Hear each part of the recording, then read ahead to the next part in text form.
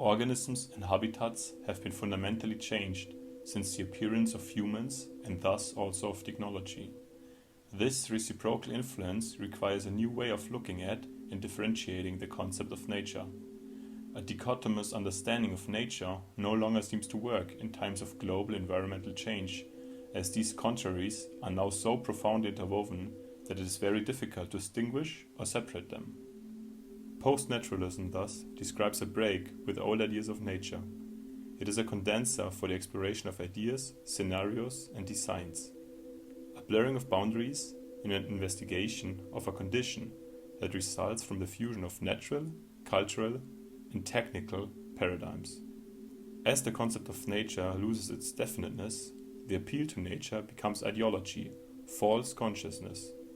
Or to put it in the words of Slavoj Žižek, nature does not exist. So what you need is ecology without nature. Ecology that accepts this open, imbalanced, denaturalized, if you want, character of nature itself. The experiment Charging My iPhone with Fire addresses questions of energy production and use. Peltier elements are heated on top by a wood stove and cooled from below by decoupling and the thermal mass of an aluminum body. The power per module is between 3 and 12 watts. These are connected in series. The resulting highly fluctuating voltage is regulated to a constant 5 watts by a DC-DC inverter. A USB connection offers charging possibilities for end devices. This eco-technical anarchistic approach claims not only a dissolution of the power relations between humans and the environment, but rather the development of a certain literacy and empowerment of our structures, institutions, and technologies. The technologization of the environment is always linked to capitalist consequences of global resource exploitation, material flows, and precarious working conditions.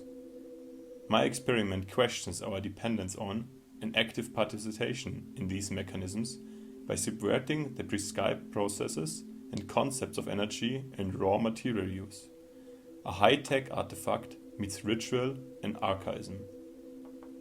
Similar to the natural scientists of the modern era, the aim today is to create spatial, structural, or systemic innovation through the analysis of natural phenomena. In the field of design, however, the consequence is often a clumsy biomorphism, a formally inspired emulation.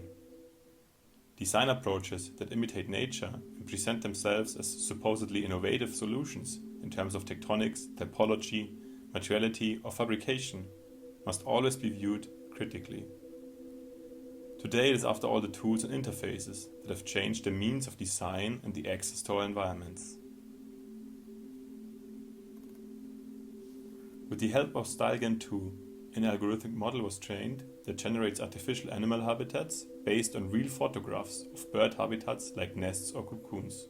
Generative adversarial networks consist of two artificial neural networks, one of which creates candidates, the generator. The other neural network evaluates the candidates, the discriminator. This fusion of natural and artificial environments creates a state of uncanniness. Imaginary dwellings for imaginary inhabitants of an imaginary forest. Nature, as an aesthetic template for design, is surrendered to the machine. I make a deal with the machine to generate a bionic that is largely beyond my control. My first step towards post-anthropocentric design has been taken. What remains are new possibilities, but above all many questions. I still cannot find an answer to the most urgent one, namely to leave the image level in order to make a translation to architecture, because it is in the nature of image-based machine networks to produce images. Ecology is fundamentally defined as a form of coexistence. For me, this shows itself on the one hand on a spatial level, for example in the sense of cohabitation, and on the other hand on a relational level, in the sense of communication. The title of my experiment, Aerial, describes this ambiguity, since it can be understood in the biological sense as the airspace of living beings, as well as in the technical sense as an antenna system. Aerial tells the story of an infrastructure that negotiates between the biosphere and the technosphere, a structure that enables both cohabitation and communication. Transmission towers, as physical artifacts of a hyper-networked digital reality, are uncontrollably occupied by various organisms and become symbiotic biodigital assemblages. Insect total and biodiversity meets mobile phone radiation in virtuality. Mankind is caretaker of a construct in which things are not so much cultivated as cohabitated.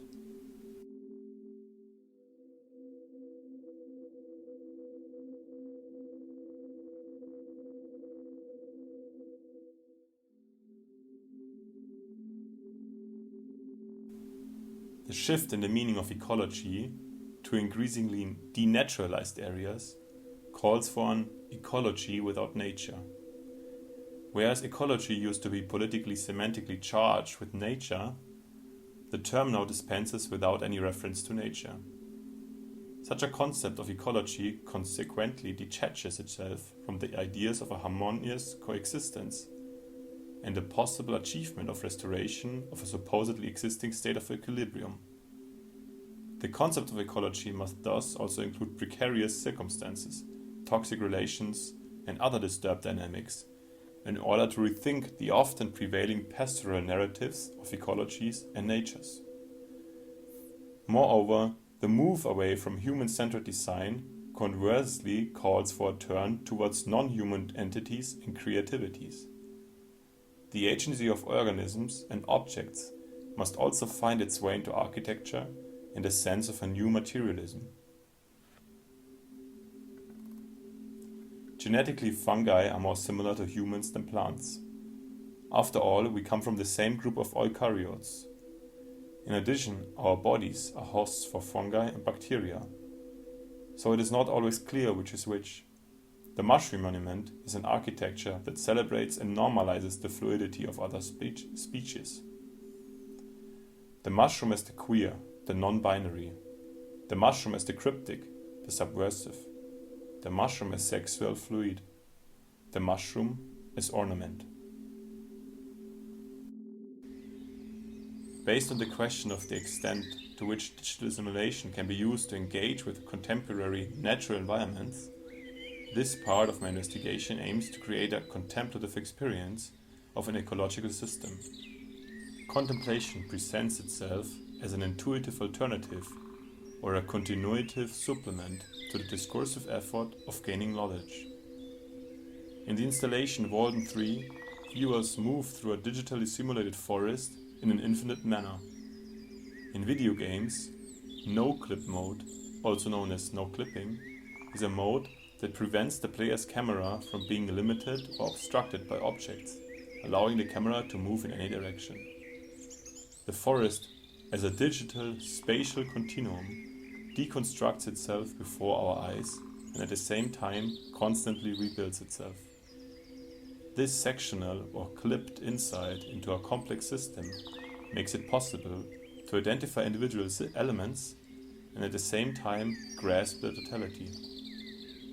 This attempt to intersect different simulation techniques, interactive mechanisms, and perspectives allows the viewer to meditatively explore a virtual ecosystem, creating a fragile moment of community and entanglement. Simulation as a practice of aesthetic contemplation, arising from the eudaimonistic value of natural spaces. So is the death or end of nature necessary or even justified in the face of post-natural demands?